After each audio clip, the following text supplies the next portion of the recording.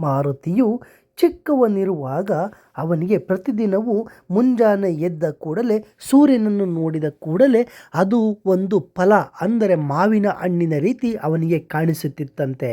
ಅದನ್ನು ಹೋಗಿ ತಿನ್ನಬೇಕು, ಅದು ಅಷ್ಟು ದೂರ ಇದೆಯಲ್ಲ, ಎಷ್ಟು ರುಚಿಕರವಾಗಿರಬೇಕು ಎಂಬುದಾಗಿ ಅನಿಸುತ್ತಿತ್ತಂತೆ. ಆ ಹಣ್ಣನ್ನು ನಾನು ತಿನ್ನಲೇಬೇಕು ಎಂದು ಒಂದು ದಿನ ಹೊರಟೇ ಬಿಡುತ್ತಾನೆ. ಆಕಾಶದೆತ್ತರಕ್ಕೆ ಹಾರುತ್ತಾನೆ. ಅವನು ಹೋಗುವ ರಭಸಕ್ಕೆ ಮುಗಿಲುಗಳಲ್ಲೂ ತಾನಾಗೆ ಜಾಗ ಬಿಡುತ್ತವೆ.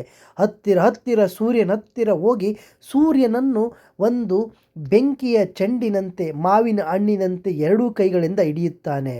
ಸೂರ್ಯನನ್ನು ಹನುಮಂತನು ಹಿಡಿದ ಕೂಡಲೇ ಇಡೀ ಜಗತ್ತಿಗೆ ಕತ್ತಲು ಆವರಿಸುತ್ತದೆ. ದೇವೇಂದ್ರ ಇಂದನು ಏನೋ ಆಗುತ್ತಿದೆ ಎಂದು ತನ್ನ ಐರಾವತವನ್ನೇರಿ ಸೂರ್ಯಲೋಕದತ್ತ ಧಾವಿಸುತ್ತಾನೆ. ಈ ಒಬ್ಬ ವಾನರ ಬಾಲಕ ಸೂರ್ಯನನ್ನು ಹಣ್ಣು ಎಂದು ಹಿಡಿದು ನುಂಗಲು ಹೊರಟಿರುತ್ತಾನೆ. ಅದನ್ನು ನೋಡಿ ಕೆರಳಿ ಕೆಂಡನಾದ ಹಣ್ಣಲ್ಲ ಸೂರ್ಯದೇವ, ಅದನ್ನು ಬಿಡುವಂತೆ ಹೇಳುತ್ತಾನೆ. ಆದರೆ ಹನುಮನು ಅವನ ಮಾತನ್ನು ಕೇಳದೆ ಅದನ್ನು ನುಂಗಲು ಹೊರಟೇ ಬಿಡುತ್ತಾನೆ. ಆಗ ಕ್ರೋಧಗೊಂಡ ಇಂದ್ರದೇವನು ಅವನಿಗೆ ತನ್ನ ವಜ್ರಾಯುಧದಿಂದ ಬೀಸುತ್ತಾನೆ. ವಜ್ರಾಯುಧದಲ್ಲಿ ಹೊಡೆದ ಹೊಡೆತಕ್ಕೆ ಅದರ ಶಕ್ತಿಯಿಂದ ಹನುಮಂತನು ಮೂರ್ಛೆ ಹೋಗಿ ಕೆಳಗಡೆ ಬಿದ್ದು ಬಿಡುತ್ತಾನೆ. ಹನುಮಂತನು ದಾಯಿನ ಸ್ಥಿತಿಯಲ್ಲಿ ಭೂಲೋಕಕ್ಕೆ ಬಿದ್ದು ಬಿಡುತ್ತಾನೆ. ಆಗ ಅವನ ತಂದೆಯಾದ ವಾಯುದೇವನು ಅತ್ಯಂತ ಕ್ರೋಧಿತನಾಗಿ, ನನ್ನ ಮಗನ ಮೇಲೆ ಇಂದ್ರದೇವ ಪ್ರಹಾರ ಮಾಡಿದ್ದಾನೆ, ಇದಕ್ಕೆ ನ್ಯಾಯ ಬೇಕು ಎಂದು ಪ್ರತಿಭಟಿಸುತ್ತಾನೆ. ಆಗ ತಾನು ವಾಯುವನ್ನು ಯಾವುದೇ ಜೀವಜಂತುಗಳಿಗೆ ನೀಡದೆ ಹಿಡಿದಿಟ್ಟುಕೊಳ್ಳುತ್ತಾನೆ. ಆ ಕ್ಷಣವೇ ಜೀವಜಂತುಗಳೆಲ್ಲ ಪ್ರಾಣ ಕಳೆದುಕೊಳ್ಳಲು ಪ್ರಾರಂಭಿಸುತ್ತವೆ. ಪ್ರಕೃತಿಯಲ್ಲಿ ಅಲ್ಲೋಲ ಕಲ್ಲೋಲವಾಗುತ್ತದೆ. ಆಗ ದೇವತೆಗಳು ಎಚ್ಚೆತ್ತುಕೊಂಡು ಭೂಲೋಕಕ್ಕೆ ಧಾವಿಸುತ್ತಾರೆ.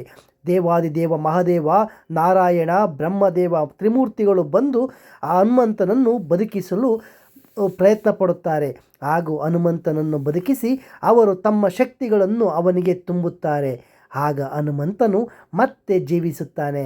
ಎದ್ದು ನೋಡುತ್ತಾನೆ. ಕಣ್ಣು ಬಿಟ್ಟು ತಾನು ಮತ್ತೆ ಬದುಕಿರುವುದನ್ನು ನೋಡಿ ಖುಷಿ ಪಡುತ್ತಾನೆ. ನಂತರ ತನ್ನ ತಾಯಿ ಹತ್ತಿರ ಓಡಿ ಹೋಗುತ್ತಾನೆ. ತಾಯಿ ತನ್ನ ಮಗ ಬದುಕಿರುವುದನ್ನು ನೋಡಿ ಸಂತಸ ಪಡುತ್ತಾಳೆ ಹಾಗೂ ಎತ್ತಿ ಮುದ್ದಾಡುತ್ತಾಳೆ.